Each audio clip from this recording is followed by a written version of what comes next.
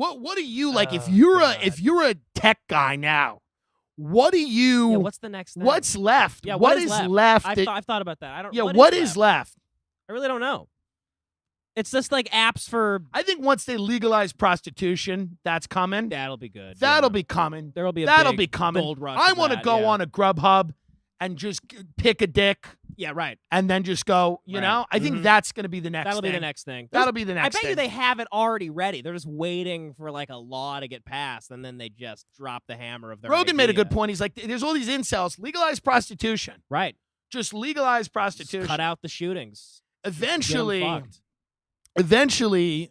what I think you'll start to see is you will start to see, like, there's all these weird, creepy, like Elon Musk owns a bunch of these companies. I think one is called Neuralink, where it's literally about just, implanting, like it's merging biology with AI. Mm-hmm. It's essentially merging. It's like Elon Musk has said, we got to merge with technology so that AI doesn't destroy us. We have to merge with it or they're going to destroy us because we've already opened the can of worms and it is what it is. And as soon as AI can just read, they can read every book that's ever been written in an instant. They're going to be smarter than us. They'll be smarter than Jordan Peterson. They'll be smarter than everybody. And then they're going to come and they're going to look at us like bugs. And they'll probably they'll just get rid of us if we stand in their way. So Elon Musk is like, what we have to do is merge with them. Right. And the government's been studying all these things. Like there's this thing called DARPA, which is the Defense. I don't know if I'm going to say it right, but it's like the Defense Agency Research Projects Administration or something of that. And they study weapon systems of the future. And the book on it was written by Annie Jacobson, who's she just went on Rogan. And I know her a little because her son is friends with my friend's son. And I tried to get her on my show, but she's too busy for that. And she talks like a stripper. And she's like, well. I heard her, yeah. Very actually, sultry, yeah. Joe. She's talking about mummies. Actually, in Area 51 is really wet. It's really wet. And it's wet because... And it's like, she's a phone sex operator with a brain. For UFOs, yeah. Yeah, for UFOs. So she wrote a book, and she was basically like, listen, these guys are 20 years ahead. All the technology that we have, 20 years ago, they had this. So they had some version of it. Right. And that they have things that are... So 20 years from now is terrifying. And she said some of the things that they're working on are these neural links, neural interface programs where you can order drone strikes with your head. Because it's too much time to order them with your finger. Right. Because there's a lot of deliberation, right? Right? Doesn't it seem like that? Yeah. When we're just bombing weddings and poor kids playing soccer in Pakistan. It's apparently too hard to level villages. Right. So what we need to do is have basically some chip in someone's head so they could just think about a drone strike, and then it'll just start to light the world on fire. So that's on its way. Oh, Jesus. Me and Ben were watching drone strikes the other day. It's important, by the way. It's important if you're feeling patriotic at any point, go and watch a drone strike. Go watch a death machine fly across the air and kill probably an innocent child. Yeah. And really get an idea. And the idea that, like, and by the way, these people have never even seen this technology. Right. It would be the equivalent of us having UFOs come here and just vaporize us. Right. They're out there, and and you start to realize that, like, ISIS was never a threat. All of the idea that these people are threats is a complete fucking lie. These people are in caves. We fund them. We fund them. We make them. They're false enemies. Yeah, they're improv teams They're that we improv, fucking... Yes, and terrorism. Yeah, that's what we do. That's exactly what we do. Yeah. Okay, so pretend that let's say you were going to attack a country. Maybe you do it with this weapon. This is a prop. Right, you know?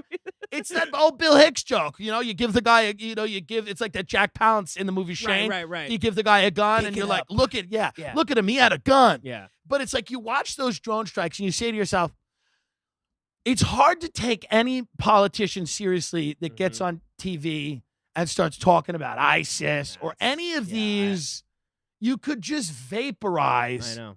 And they all have to get to that level, which is the most depressing part. Because they all start off like in this time where they go on Rogan, they sound like oh man, like grassroots, like Yeah. this is gonna be they're like real. It's a real person. Yeah. They keep going. A year goes by, they campaign, then they're talking about all this shit that we're talking about. Yeah, It's just like, I mean, you got bit. Yeah. They Well, get bit. yeah. Well, what I think the reality is that one of the two things is the show, right?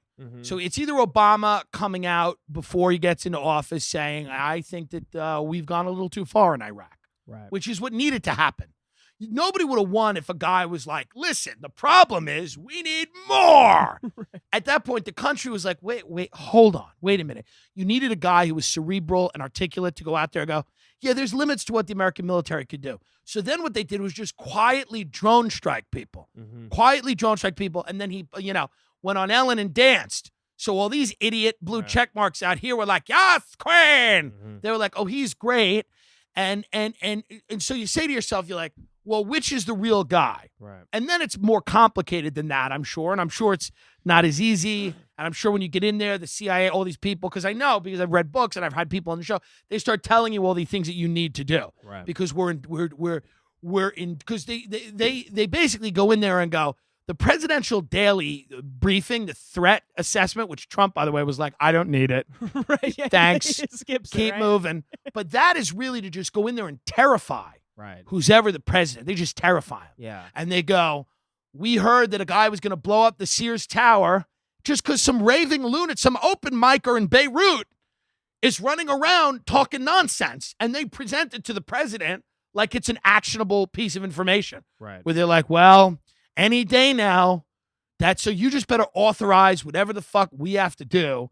And this is why it's like, it's hard to take anybody fucking seriously when they go out there, any of these politicians, and they start talking about, the great threats and da-da-da-da-da. And it's, I mean, it's like, It's like I feel like now it's like the country's like a Mad Lib. Like they fill in the blanks for what they know we want to hear now because they're hip enough to it because of the internet and shit. So like, oh, the people, okay, now I know what they want to hear. I'm not going to come off all fucking dumb like the 80s or 90s, like just out of touch. Right. I'm going to say what they want to hear. But then when I'm in, I'll just do what the fuck they tell me to do. Yeah, because that's what we have to do. All the threats are internal. Yeah. Let's be honest. Yeah. It's the opioid epidemic. You have, Yeah, but we ain't focusing on any of that. We're not focusing on that. We have people eating food with plastic in it, pretty much. Like we have people turning on their faucet and like purple water's coming out, brown water, shit-colored water's coming out. Right. We have a healthcare system where, I love this tweet where the guy goes, they go, isn't this great? Home Depot, they tweet out some of Home Depot, they go, isn't it great? They didn't know if his healthcare company would cover a walker for this 3-year-old, so Home Depot made him one.